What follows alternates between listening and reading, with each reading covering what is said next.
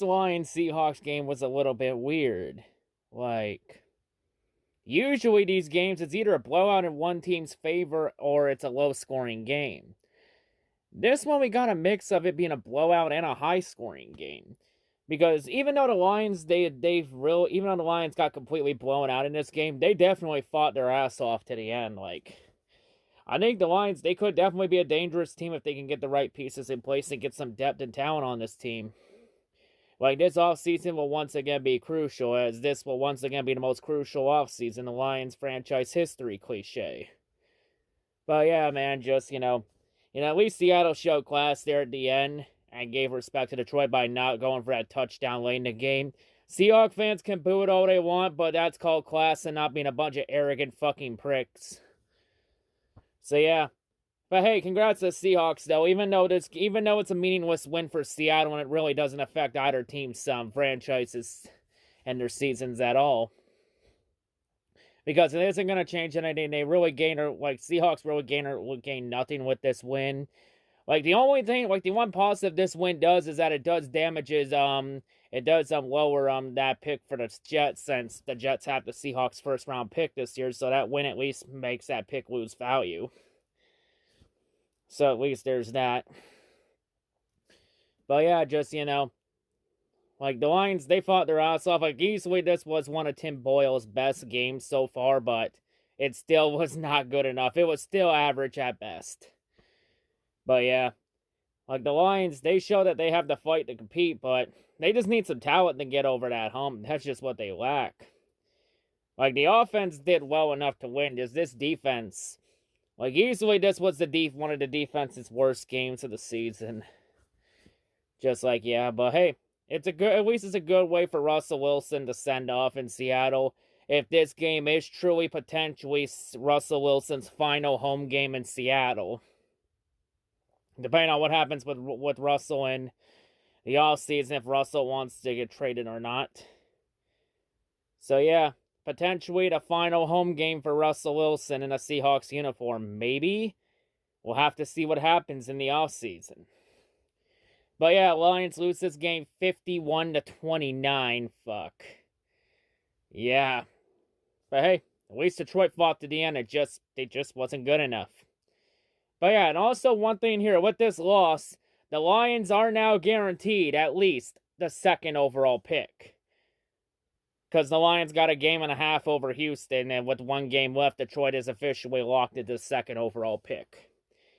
And also with the Lions' loss, it means that the Jacksonville Jaguars cannot claim the Tank Bowl championship and the rights to the first overall pick.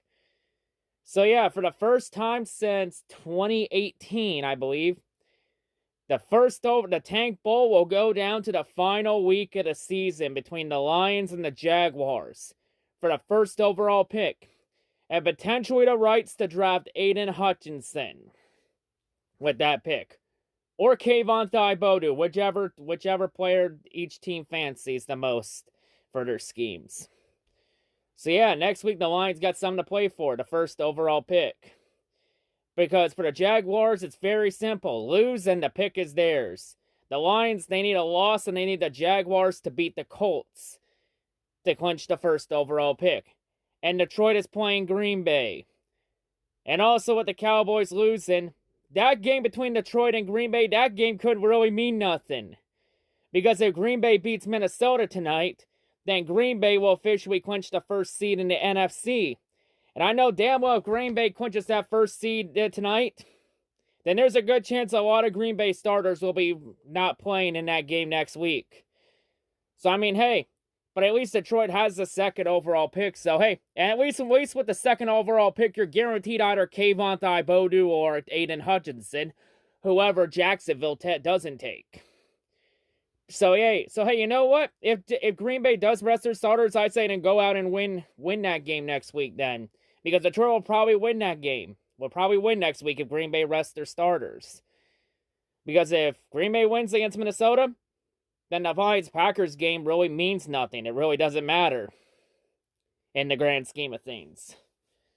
So yeah, it really depends on what happens. And I should also mention that if Green Bay wins, then Minnesota is eliminated from playoff contention, and the Philadelphia Eagles, The pedophilia Eagles will clinch a playoff spot if the Packers win tonight. Oh, fuck. Why did the football gods reward a fucking franchise with their number one fan is a pedophile a playoff spot?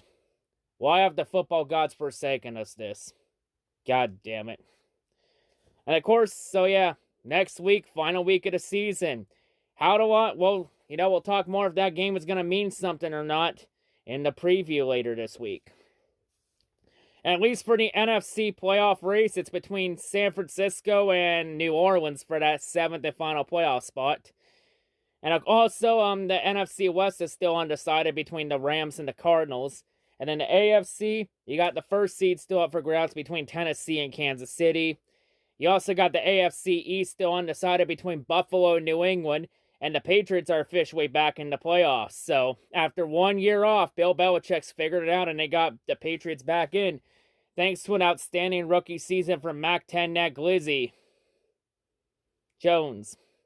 But yeah, and it looking like at least maybe 2 playoff spots are still up for grabs. And it's going to be a 4-man race for that playoff spot. Potentially a 3, maybe a 4-man race, depending on what happens in the Monday night game between Pittsburgh and Cleveland.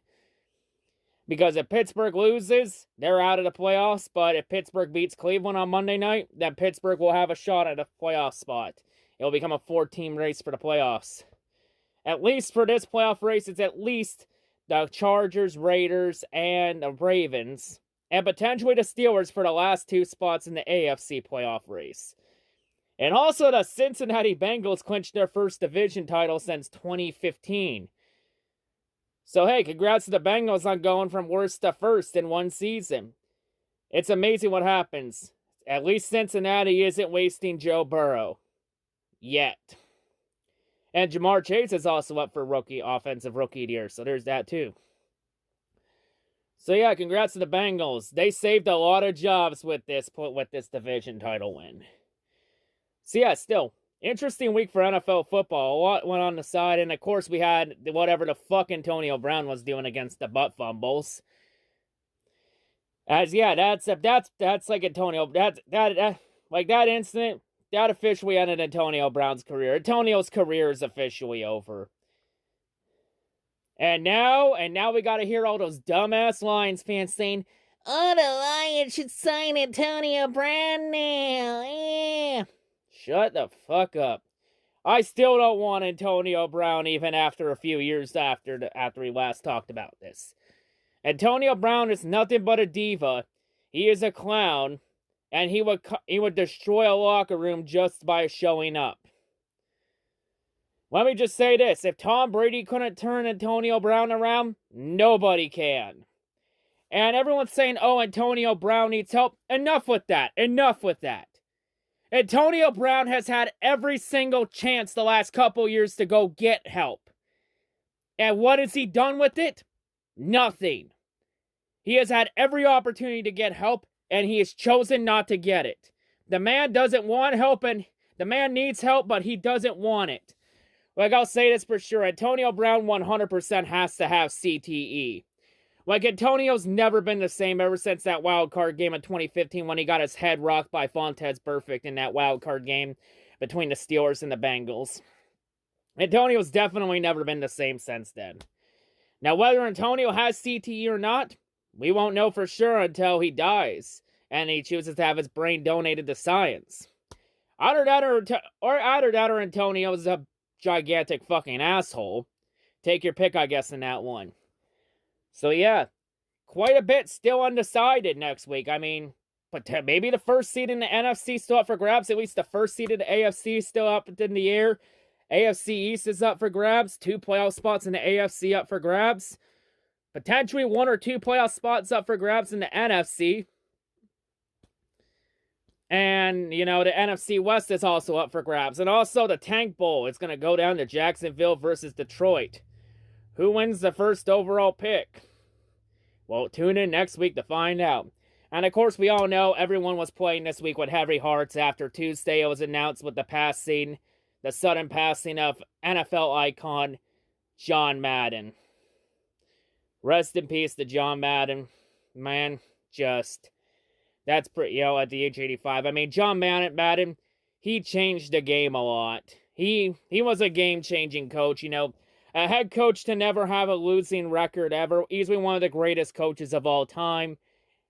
I mean, for greatest coach of all time, I mean, you put him in debate with, guys like Vince Lombardi and Bill Belichick and Shula and Parcells. Like, definitely Madden's in that conversation for greatest coach in the NFL. So, yeah. Not only was he a game changer as a head coach, he was also a game changer as a commentator with his fire and passion. It was always great listening to some of the games he commentated. Especially his interesting duck turkey. A turkey and a duck, which is very interesting. And of course, who also could forget that he influenced one of the greatest video game franchises of all time in Madden, NFL. So yeah, I definitely was playing some Madden for sure that night he passed, as a touching way to pay tribute to John Madden. But yeah, still, rest in peace to John Madden. Hey, what a tough week with the passing of John Madden. Tough way to end 2021, but not a good start to 2022 for the Lions.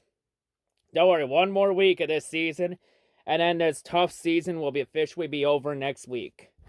So yeah, that's all I gotta say. See you all next week. Peace.